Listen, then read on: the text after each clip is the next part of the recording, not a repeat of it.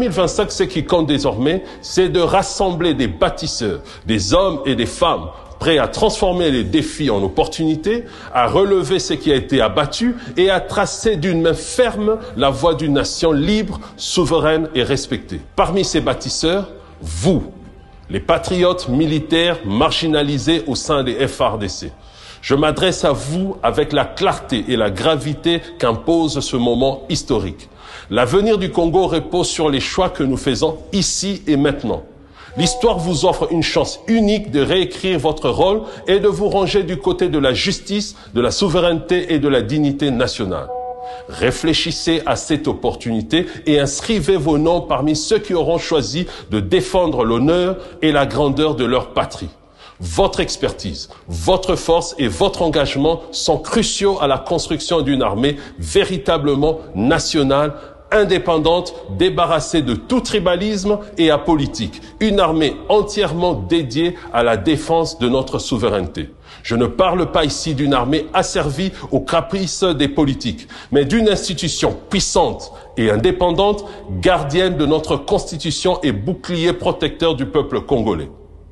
Ensemble, écrivons une page nouvelle, celle d'une armée où chaque soldat est un pilier de la justice, implacable face à l'ennemi et gardienne intrépide de la nation. Mais une armée forte n'est qu'un pilier parmi d'autres pour bâtir une nation souveraine et respectée. Le débat actuel qui agite aujourd'hui notre nation porte sur le changement de la Constitution. Oui, le moment viendra où cette réforme sera nécessaire, car aucune œuvre humaine n'est parfaite. Mais ce moment n'est pas aujourd'hui. Un État en guerre ne peut se permettre de détourner son regard de l'ennemi, encore moins de diviser ses forces. Toute réforme constitutionnelle dans les circonstances actuelles ne ferait que semer la méfiance et briser l'unité nationale. Ce que nous devons faire, c'est concentrer toutes nos énergies sur une seule mission, restaurer la souveraineté de notre patrie. Peuple du Grand Congo, ne désespérez pas, l'histoire de notre nation n'est pas terminée. Elle ne fait que commencer. Cependant, il est essentiel de rappeler une vérité intemporelle.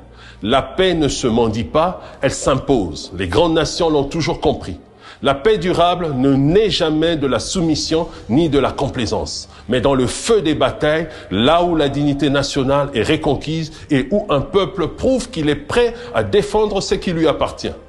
L'année 2025 sera celle du courage et de la renaissance. Elle marquera le tournant où nous transformerons nos défis en victoire. Chaque Congolais, quelle que soit la place et ses responsabilités, doit se lever et prendre part à l'écriture de cette page historique. Ce combat n'est pas celui d'un individu ou d'une faction. C'est le combat de toute une nation pour sa dignité et sa survie. Peu importe nos différences, nous sommes unis par une cause commune. Défendre le Congo et offrir un avenir meilleur à nos enfants. Ce n'est pas un choix, c'est une nécessité historique. Un jour arrive, et ce jour marquera l'aube d'un Congo ressuscité, debout et invincible, où nos enfants n'auront plus à fuir la guerre, où nos richesses ne seront plus pillées et où notre drapeau flottera fièrement comme un symbole de puissance et de respect. Ce jour-là, le monde saura que le Congo n'est plus un géant endormi, mais une force implacable qui défend son honneur et son avenir. Lorsque je vois le drapeau congolais flotter, je ne vois pas un symbole statique. Je vois le sang de nos ancêtres, la richesse de notre terre et la promesse d'un avenir que nous devons conquérir ensemble. Notre étoile, chaque couleur est un rappel de ce que nous sommes et de ce que nous pouvons devenir. Que Dieu bénisse la République démocratique du Congo et qu'il guide chacun d'entre nous sur ce chemin de gloire et de grandeur, avec la colonne de nuée le jour et la colonne de feu la nuit. Vive le Congo, vive son peuple courageux et indomptable.